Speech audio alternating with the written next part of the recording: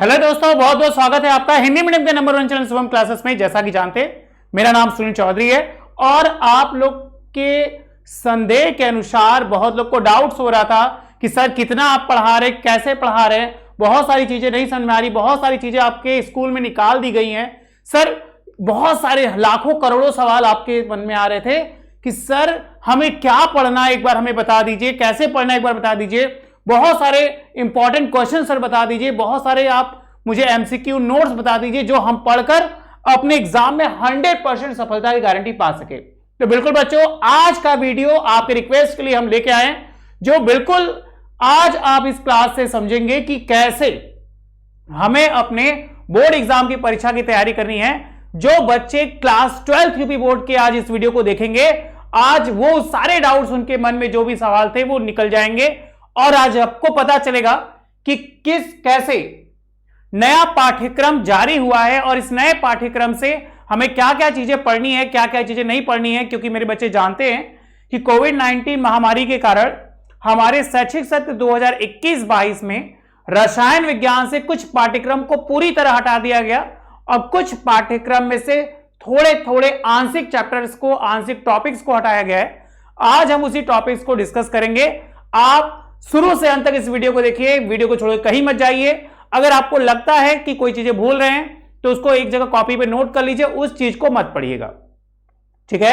जितने हमारे प्यारे प्यारे बच्चे देख रहे हैं, संजना, सुरजीत और पूजा, जो भी सारे बच्चे हैं, क्योंकि हमारे यूट्यूबर बहुत अच्छे बच्चे हैं, बहुत ब्रिलियंट बच्चे हैं, बच्चे हमेशा रिस्पॉन्स करते हैं। अगर आपको कोई भी डाउट्स होगी तो नीचे टेलीग्राम में आप मुझे टेलीग्राम पे फॉलो कर सकते हैं, पूछ सकते हैं। इसके अलावा कमेंट बॉक्स में नीचे कमेंट कर सकते हैं, हम आपके कमेंट्स का सारा डाउट्स क्लियर करेंगे। ओके, तो चलिए इन्हीं बातों के साथ आज की वीडियो स्टार्ट करते हैं। जैसा कि आपको पता है कि अगर पाना है 95% से ऊपर तो बिल्कुल नए पाठ्यक्रम से पढ़े। निश्चित सफलता के लिए एक बार इससे बेटा प्लीज प्लीज प्लीज जरूर देखें और अगर आपको अच्छा लगे तो 100% लाइक करिएगा, क्योंकि आप जानते हैं कि जितनी ज्यादा लाइक करते उतनी ज्यादा मुझे एनर्जी मिलती है, ठीक है। तो चलिए आज का क्लास हम स्टार्ट करते हैं। आज का class specially 12th UP board के बच्चों के लिए है, तो खासकर 12th यूपी बोर्ड वाले बच्चे कहीं नहीं जाएंगे, इस वीडियो को शुरू से लेकर अंत तक देखेंगे। देखिए आज की वीडियो स्टार्ट करते हैं और हम लोग स्टार्ट करने पर क्या पा रहे हैं, हमारे पास कुछ आइकॉन खुल के आए हैं। इस आइकॉन को समझिए, ये रसायन विज्ञान का क्लास 12th यूपी का है। जैसा कि आप जानते हैं कोविड-19 महामारी के कारण शैक्षिक सत्र 21-22 में आपको पता है कि जैसे 16-17 तारीख अगस्त से एग्जाम मतलब स्कूल खुला और स्कूल खोलने के कुछ ही दिन बाद पता चल रहा है कि कुछ लोग पेपर फिर से दे रहे और कुछ लोग का हाफ ईयरली पेपर बस बिल्कुल होने वाला है। तो कुछ स्कूलों ने जल्दी जल्दी जल्दी जल्दी भगाया और कोर्स को खत्म करने में लगे।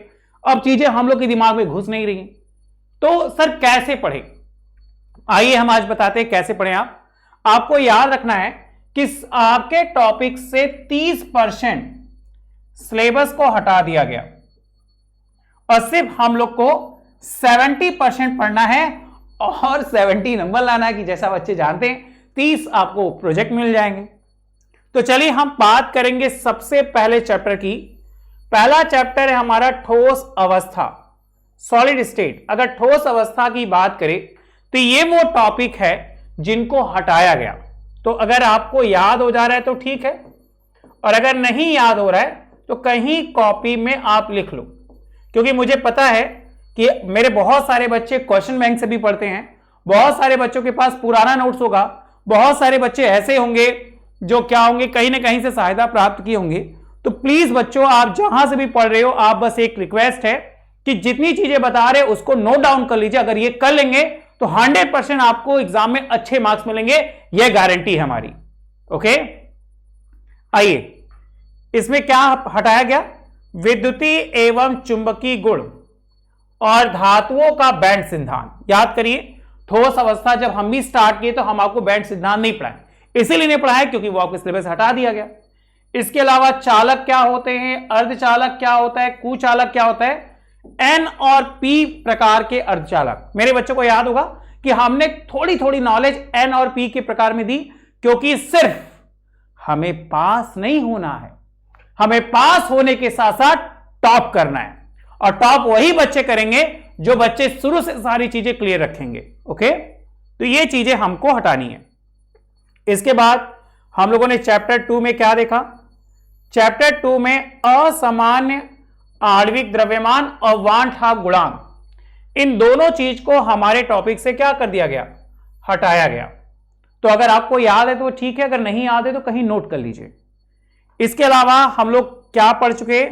चैप्टर 3, जितने भी हमारे पुराने बच्चे हैं वो ऑब्जर्व करिए, हमने आपको 3 चैप्टर कंप्लीट करा दिया, चैप्टर 1, चैप्टर 2, चैप्टर 3। कुछ लोग के तो कमेंट्स भी आए कि सर आप बताते बहुत अच्छा है लेकिन लिखवाते बहुत ज्यादा है। तो बेटा लिखेंगे नहीं तो पढ़ेंगे कैसे? क्योंकि आपको अच्छे से पता है कि चीजें वही याद होंगी जो हम लोग के पास रिटन होंगी। तो चलिए, आपकी समस्या का समाधान कर दिया गया। आप इस वीडियो को देखकर अपने सारे डाउट्स क्लियर कर लीजिए। चैप्टर 3, वैद्युत अपघटन के नियम, जैसे प्रारंभिक विचार, शुष्क सेल, वैद्युत अपघटनी सेल और गैल्वेनिक सेल, और लास्ट सीसा संचायक सेल, ईंधन सेल और संचारण। आपको याद होगा कि हमने बहुत सारे सेल के नाम, चित्र और सारी चीजें समझाई। आप एक बार उसको पढ़ लीजिएगा। एक बार पढ़ने में क्या जाता है? मेरे बच्चों का कुछ नहीं जाता, क्योंकि हमारे बच्चे बहुत स्मार्ट हैं। ठीक है, तो एक बार इसको पढ़ लेंगे, ये चीजें आपके सिलेबस से हटा देगी। तो हम लोग क्या कंप्लीट कर चुके? चैप्टर 1 कंप्लीट हो गया, चैप्टर 2 कंप्लीट हो गया, चैप्टर 3 कंप्लीट हो गया। और आगे चले, इसके बाद देखिए चैप्टर 4 में क्या नहीं पढ़ना है? रासायनिक बलगतिकी, केमिकल काइनेटिक्स, संघट्य का सिद्धांत नहीं पढ़ना है, उसकी अवधारणा नहीं पढ़नी है। इसके अलावा प्रारंभिक परिचय नहीं पढ़ना है, संक्रियण ऊर्जा नहीं पढ़नी है, और आर्हेनियस समीकरण नहीं पढ़ना है।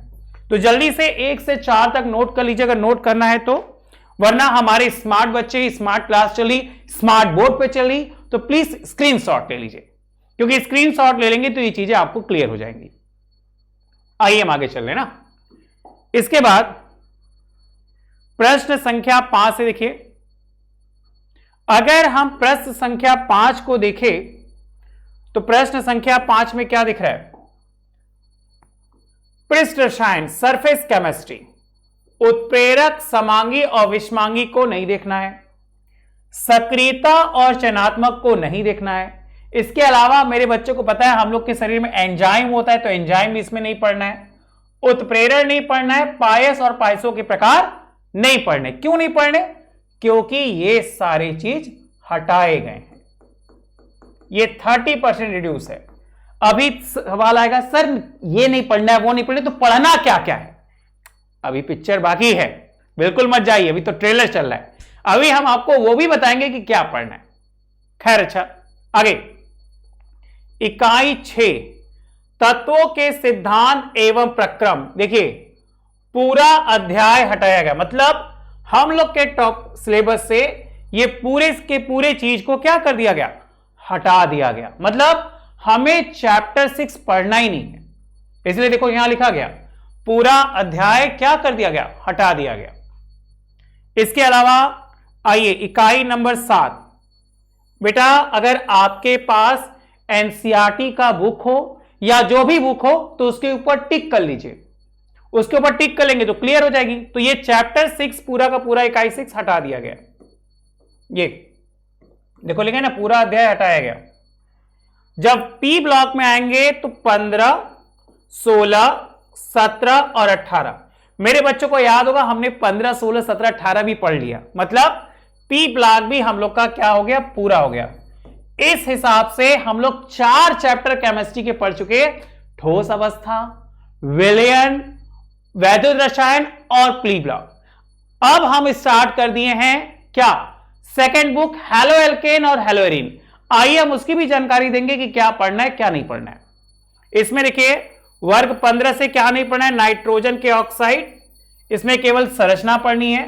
फास्फोरस अपर रूप, फास्फोरस के यौगिक जैसे फास्फीन, हाइलाइट, PCl3, PSl5 का विरचन, ऑक्सी अम्ल, ये सब प्रारंभिक बच्चे। तो मेरे बच्चे जानते हैं ये सारी चीजों को हम हटा दिए, ये सारी चीजें हम पढ़ ही नहीं रहे, बस ओरली चीजें आपको बताए हैं वो जो हम लोग के एग्जाम में पूछी जाएगी या कभी कोई एग्जामिनर पूछे तो हम अच्छे से जवाब दे सकें।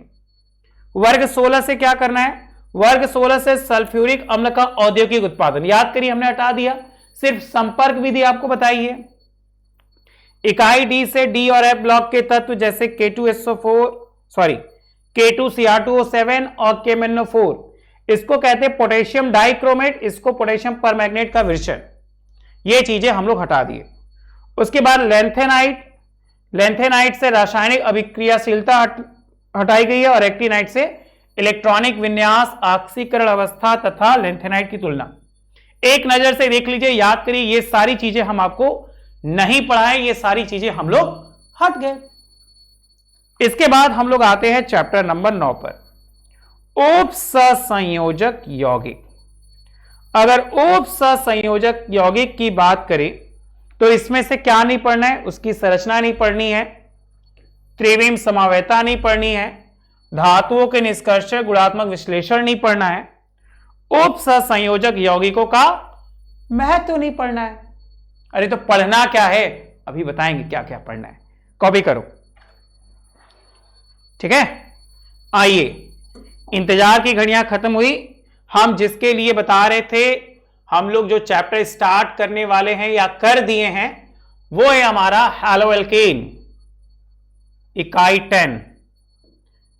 ये हम लोग स्टार्ट कर चुके। इस तरह से हम लोग केमिस्ट्री के 5वें लेक्चर को पढ़ रहे हैं, हैलोएल्केन और हैलोएरीन। अब आपको याद रखना है कि इसमें से क्या नहीं पढ़ना है, डाइक्लोरोमेथेन। अगर कोई हमसे पूछे कि सर डाइक्लोरोमेथेन का फॉर्मूला बता दीजिए, तो याद रखिएगा CH2Cl2। ट्राइक्लोरोमीथेन, ट्राई है तो CHCl3। आपको याद होगा बच्चा, इसी को क्लोरोफॉर्म भी कहते हैं। अगर कोई क्लोरोफॉर्म का फॉर्मूला पूछे तो यही बता देंगे। टेट्राक्लोरोमीथेन मतलब CCl4। आइडोफॉर्म फ्रियॉन DDT, इसका तो नाम तो सुने होंगे। अगर किसी को इसका फुल फॉर्म याद हो तो जरूर बताना कमेंट बॉक्स में, और नहीं याद होगा तो जब चैप्टर बताएंगे तो बता देंगे। इसके अलावा पर्यावरण प्रभाव, ये सारी चीजें हम लोग को हटा दी गई। चैप्टर नंबर 11, अल्कोहल, फिनॉल और ईथर। जब अल्कोहल, फिनॉल और ईथर की बात करेंगे तो इसमें से क्या क्या हटाया गया? मेथेनॉल और एथेनॉल के उपयोग बस। इसके अलावा सारी की सारी चीजें हम लोग को पढ़नी है। आइए, चैप्टर नंबर 13, नाइट्रोजन युक्त कार्बनिक यौगिक। साइनाइड नहीं पढ़ना है, आइसोसाइनाइड नहीं पढ़ना है, डाइएजोनियम लवण नहीं पढ़ना है। अब डाइएजोनियम के क्या नहीं पढ़ना है? विरचन। बेटा अगर कोई पूछे विरचन का मतलब क्या होता है, तो विधि। कौन सी विधि? जैसे हम बनाते हैं, चाहे तो प्रयोगशाला विधि, चाहे तो औद्योगिक विधि। रासायनिक अभिक्रियाएं नहीं पढ़नी है, और कार्बनिक रसायन में इसका संश्लेषण नहीं पढ़ना है। इसके बाद हम आएंगे चैप्टर नंबर 14, जैव अणु, बायोमॉलिक्यूल्स। एलिगोसैकेराइड नहीं पढ़ना है, सुक्रोज, लैक्टोज, माल्टोज नहीं पढ़ना है। पॉलीसैकेराइड में स्टार्च, सेलुलोज, ग्लाइकोजन। अगर कोई आपसे पूछे तो क्या याद रखिएगा कि ओलिगोसैकेराइड में कौन आते हैं? तो सुक्रोज, लैक्टोज, माल्टोज। पॉलीसैकेराइड में कौन आता है? स्टार्च, सेलुलोज और ग्लाइकोजन। ये सब के सब जरूरी है, जो हमारे किसी न किसी पार्ट में देखे जाते हैं, और ये सारी की सारी चीजें आपके सिलेबस से हटा दी गई। मैथ तो नहीं देखना है, एंजाइम नहीं पढ़ना है, हार्मोन नहीं पढ़ना है, और विटामिन का वर्गीकरण और प्रकार नहीं पढ़ना है। याद करिए, हम लोग बचपन से विटामिन और हार्मोन के बारे में पढ़ते आए, क्योंकि हमारा चैप्टर केमिस्ट्री बायोकेमिस्ट्री मिक्स है, इसलिए ये चीजें भी आती हैं।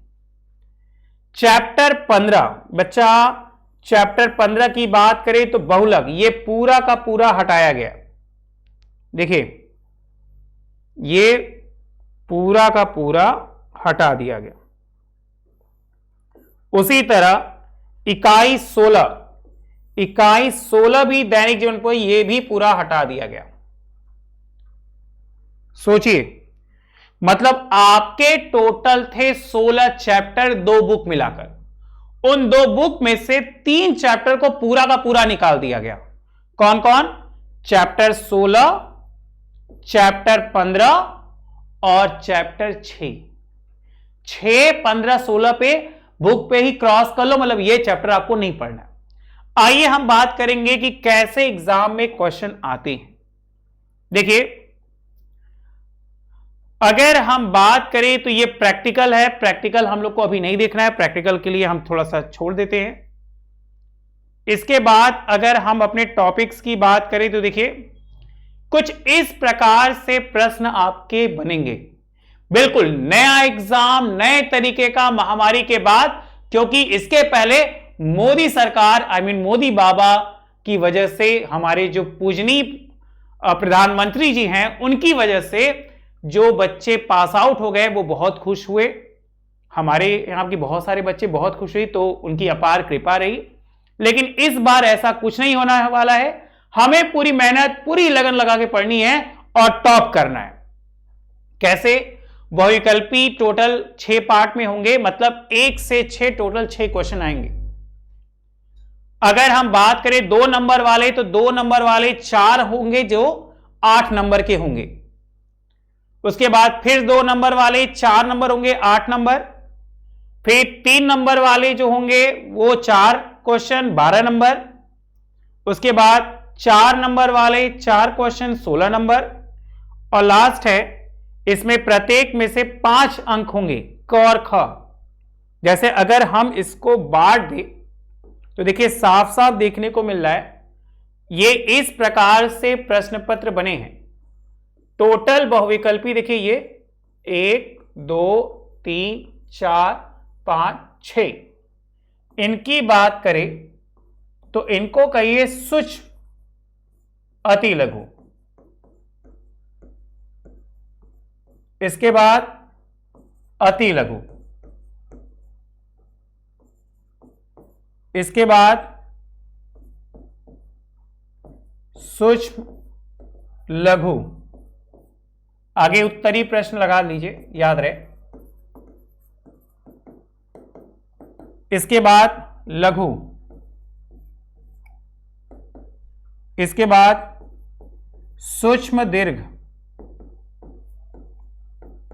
और इसके बाद अति दीर्घ। मतलब टोटल मिला के आपको 70 नंबर का पेपर बनेगा। ये बात मेरे बच्चे भी जानते हैं। 30 नंबर प्रैक्टिकल के मिलेंगे, जो कि या तो स्कूल द्वारा मिलेंगे या तो हम लोग जो प्रैक्टिकल करेंगे उसके द्वारा दिया जाएगा। तो एक बार पेपर का पैटर्न समझ लीजिए। पेपर कितने पार्ट में? टोटल 7 पार्ट में ये पेपर बनाने का क्रम है, और उम्मीद करते हैं हमारे सारे बच्चों को ये क्रम बिल्कुल समझ में आया होगा, बिल्कुल दिमाग में बैठ गया होगा। आइए आगे बढ़ते हैं।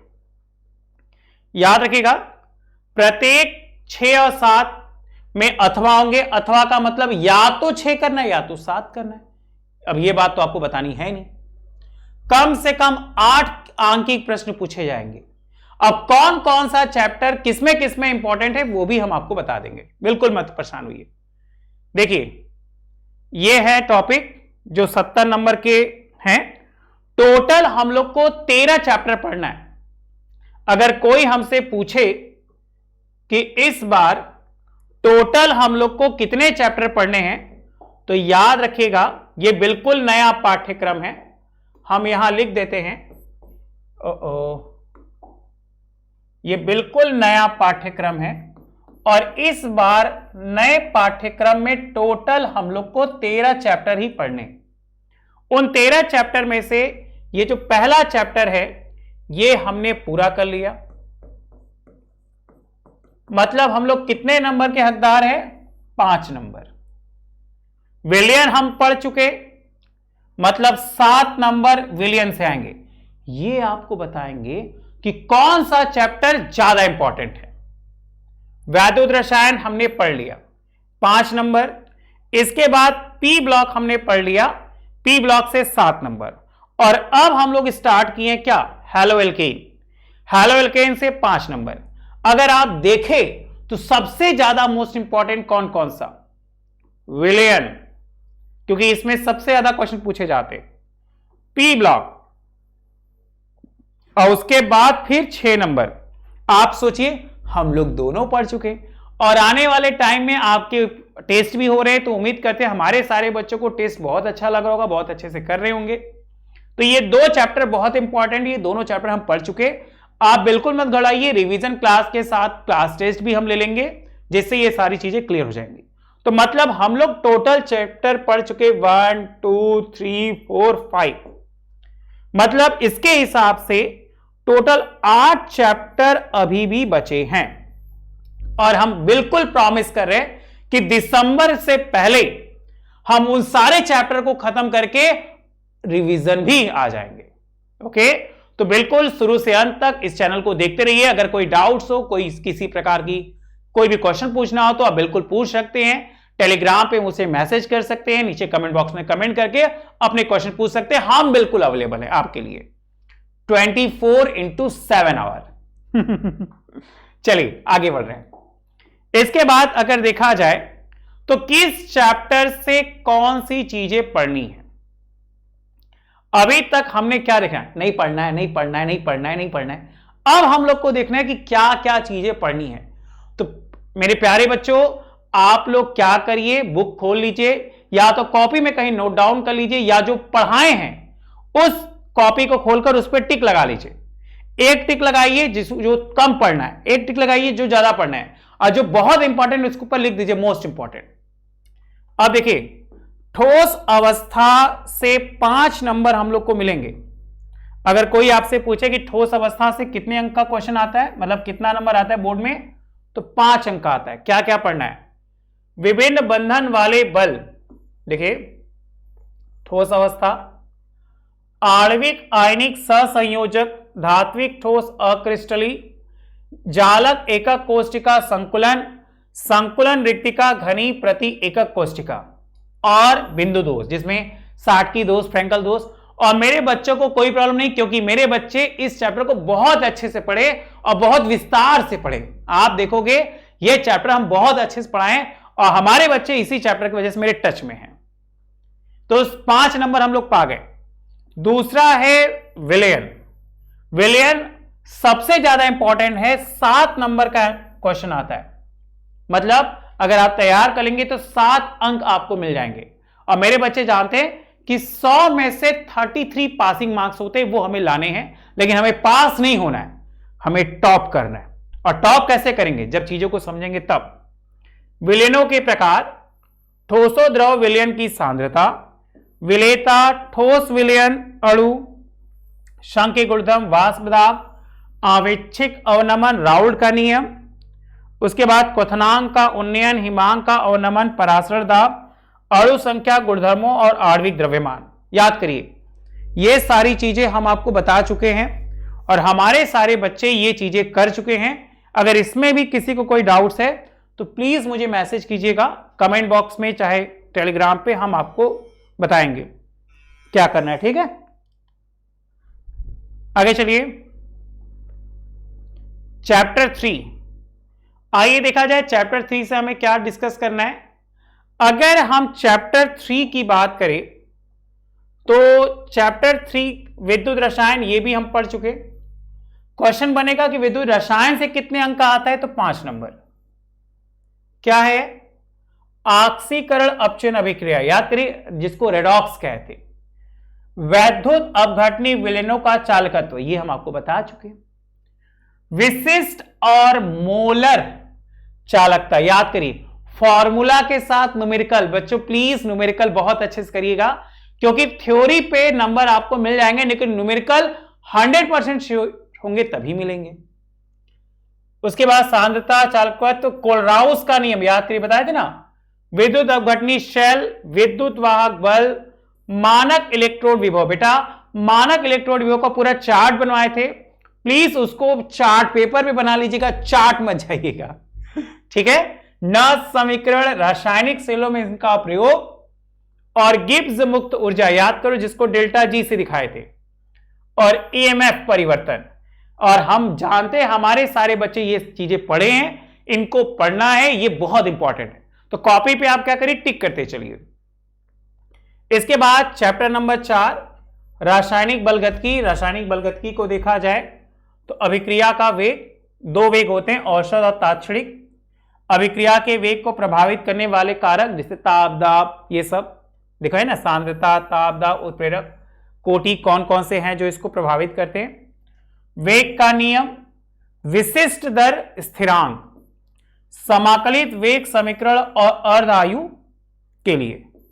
चलिए 4 तक कर लीजिए, तो हम आते हैं 5। मतलब टोटल थे 16 चैप्टर।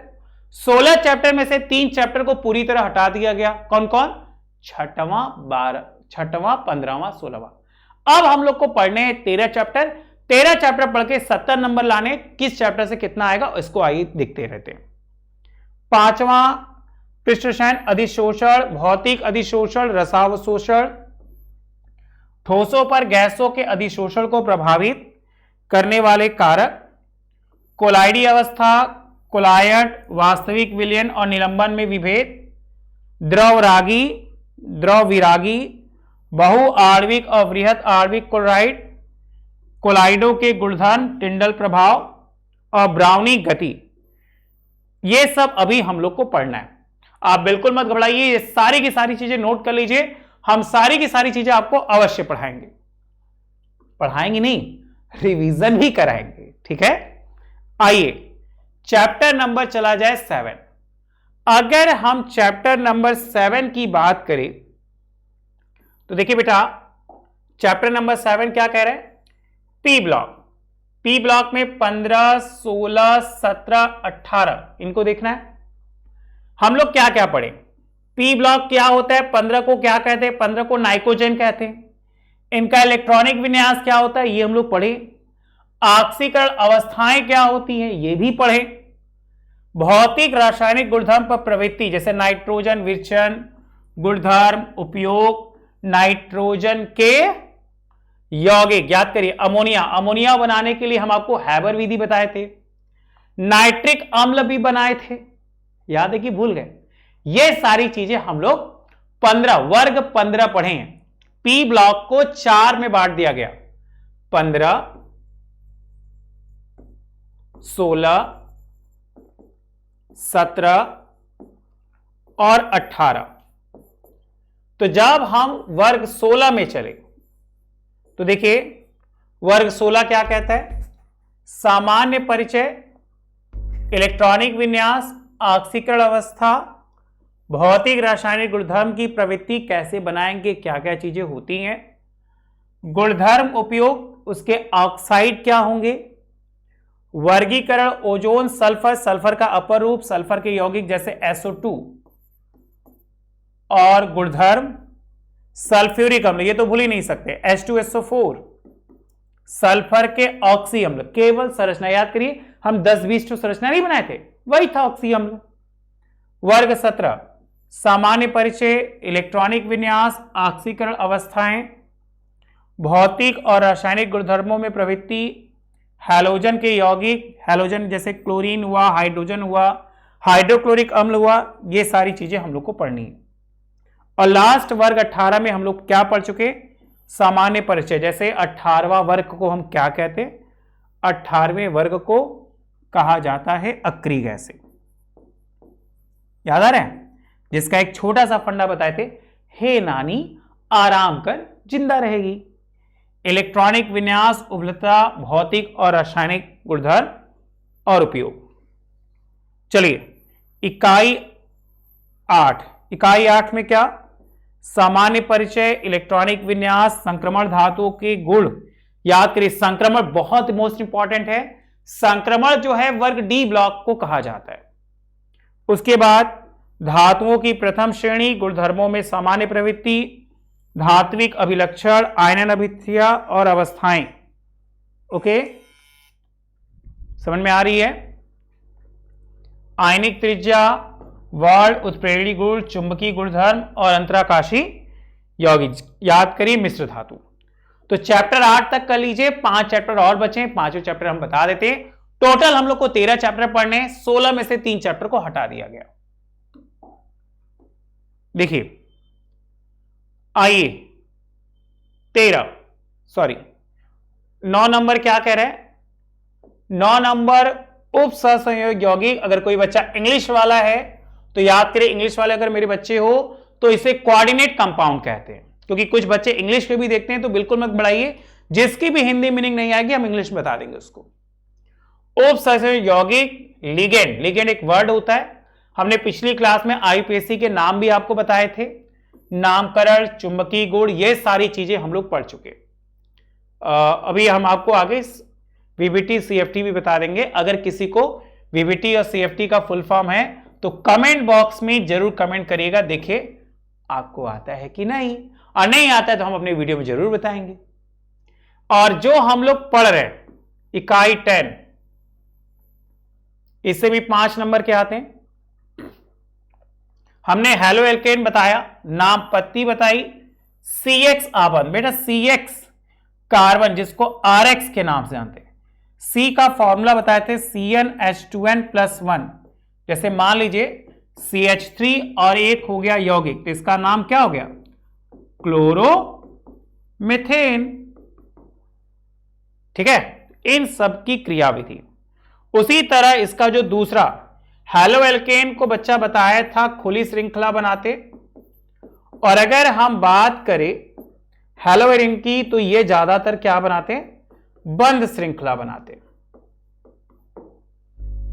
CX यही है, आबंध की प्रकृति प्रतिस्थापन केवल मोनो की, मोनो मतलब जिसमें एक आए, तो इसको कॉपी करिए, ये चीजें हम आपको बता दिए हैं, आप इसको नोट डाउन कर लीजिएगा। इसके बाद चैप्टर नंबर 11 क्या कह रहा है, अल्कोहल, फिनॉल और ईथर। तो जो चीजें हम लोग पढ़ चुके उसको ज्यादा फोकस करिए, अभी जो चीजें नहीं पढ़ाएं वो हम आपको अपने वीडियो स्टार्ट करने में पहले इंट्रोड्यूस करा देंगे, बिल्कुल मत घबराइए। अल्कोहल क्या होता है, नामपत्ती, नामपत्ती हमेशा करने के लिए बिल्कुल IUPAC का इस्तेमाल करते हैं। विरचन की विधियां, भौतिक रासायनिक गुणधर्म, अल्कोहल प्राथमिक, द्वितीयक और तृतीयक, इसी को तो 1 डिग्री, 2 डिग्री, 3 डिग्री के नाम से दिखाए थे। उसके बाद फिनॉल, देखिए अल्कोहल का अलग कॉलम, फिनॉल को अलग पढ़ना है और ईथर को अलग पढ़ना है, इसलिए टोटल 3 पार्ट में ये डिवाइड हो गया। फिर चैप्टर नंबर 12 एल्डिहाइड, कीटोन और कार्बोक्सिलिक।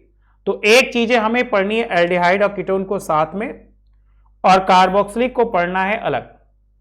तो अगर हम बात करें, देखिए एल्डिहाइड की, तो एल्डिहाइड में क्या पढ़ना है, नामपत्ती, कार्बोनिल समूह, विरचन की विधियां, भौतिक रासायनिक गुणधर्म, एल्डिहाइड और नाभिक की अभिक्रिया। उसी तरह कार्बोक्सिलिक में नामपत्ती, अम्लीय प्रकृति, विरचन की विधियां, भौतिक रासायनिक गुणधर्म। जल्दी से इतना कॉपी करिए। अगर किसी को कोई डाउट्स हो रहा है तो प्लीज बच्चा आप कमेंट बॉक्स में जरूर कमेंट करिएगा, हम आपके कमेंट का बहुत बेसब्री से इंतजार करें। जल्दी बताइए। तो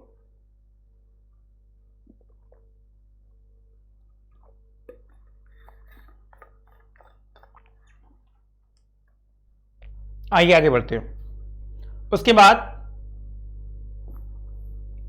चैप्टर 13 नाइट्रोजन युक्त यौगिक, एमीन देखना है, संरचना देखनी, विरचन की विधियां, उपयोग, प्राथमिक, द्वितीयक, तृतीयक की पहचान।